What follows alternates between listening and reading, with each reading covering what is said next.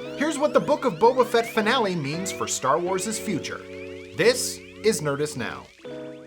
The latest chapter of the Book of Boba Fett has come to a close, and it honestly left us with more questions than answers. While we already broke down the finale's Easter eggs in detail, today we're looking at the future of the galaxy far, far away. Now, to talk about this, we're obviously going to have to talk about the Book of Boba Fett Season 1 finale. So if you haven't watched it yet, slam your speeder bike into reverse and get on out of here! Still here? I wouldn't blame you if you're not.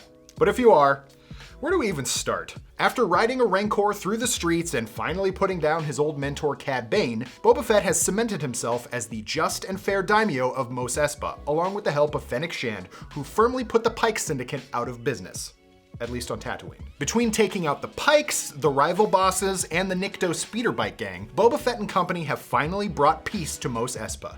For now. As much as we'd like to watch Boba Fett take a nice vacation, maybe have a spa day or make some fruit smoothies with black chrysanthemum, we all know that Tatooine is a magnet of, say it with me, scum and villainy. So where will the next chapter take us if there's a season 2? Well, for starters, we are thrilled that Mando and the wee baby Grogu reunited after Luke Skywalker called him an Uber X-Wing and sent him back to Tatooine. Not to question Luke Skywalker's judgment, but for a guy who grew up on that planet and knows how dangerous it can be, it's a smidge irresponsible to send a 50-year-old baby there with only R2's help. We're also pleased as punch that Cobb Vanth is still alive after his unfortunate duel with Cad Bane. And if you want to read more in depth about that post-credit scene and what it means moving forward, Mikey Walsh has you covered over on Nerdist.com. During the post-credits scene, we saw Cobb Vanth recuperating in Boba's bacta tank. We see the modifier watching over his patient. Played once again by Thundercat, he is preparing to cut into Vanth like a loaf of bread on board the Heart of Gold. You know the reference. So we'll most likely see some sort of cybernetic enhancements similar to Fennec Shand's show up on the Marshal of Mos Pelgo.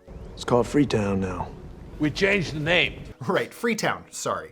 We'll have to change the maps. And as we mentioned earlier, we saw Boba Fett drive his Gothy stick through the chest of the formerly most feared bounty hunter in the galaxy.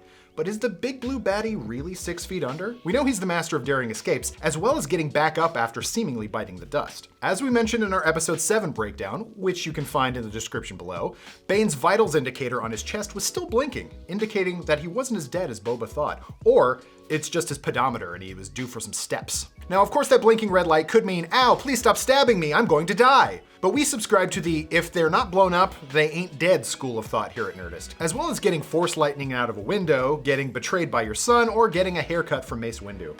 Bit low.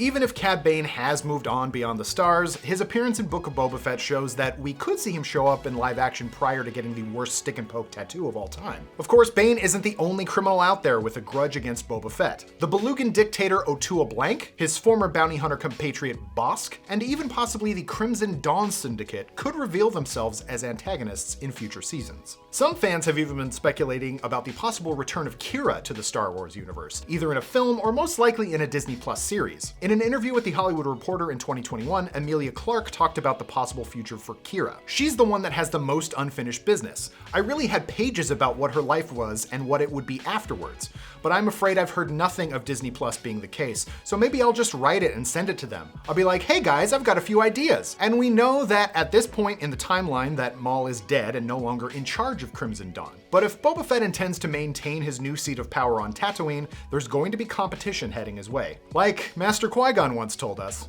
They're pod racing on Malastare. Very fast, very dangerous. No, not that. There's always a bigger fish.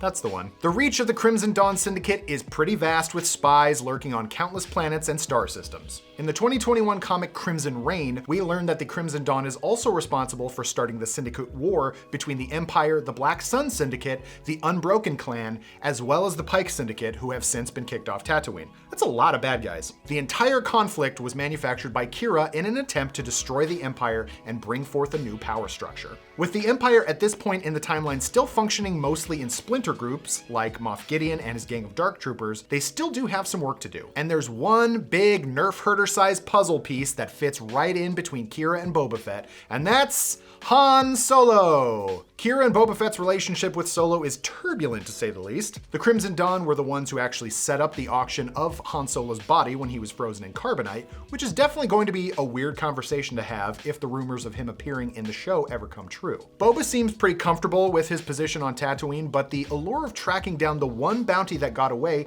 might be too much for him to ignore, especially if Kira and the Crimson Dawn come knocking on his palace door looking to make a deal. She's a crafty and intimidating crime lord who has ties to not only some of the most dangerous villains during the reign of the Empire, but also employed the Knights of Ren during the New Republic as well. And as we saw in episode 6 of the Book of Boba Fett, Luke was preparing his new Jedi Academy, and we know how well that went. Of course, this is all speculation on our end, and season 2 of the Book of Boba Fett has not been announced yet, so take it with a crate-sized grain of salt. But with season 1 already tying together so many characters from The Mandalorian and the original trilogy, it's not too far-fetched to believe that Kira and the Crimson Dawn could make themselves known in season 2, especially with all that spice for the taking. But tell us, what do you think? Will Boba Fett sit idly by as the new criminal kingpin of Tatooine? Will Fennec Shand ever reveal the existence of Omega to him? And what kind of cool robot arm do you think Cobb Vanth is going to end up with? I hope it has flame decals. Let us know in the comments below, and for the latest and greatest in the world of pop culture, stay tuned to Nerdist.com.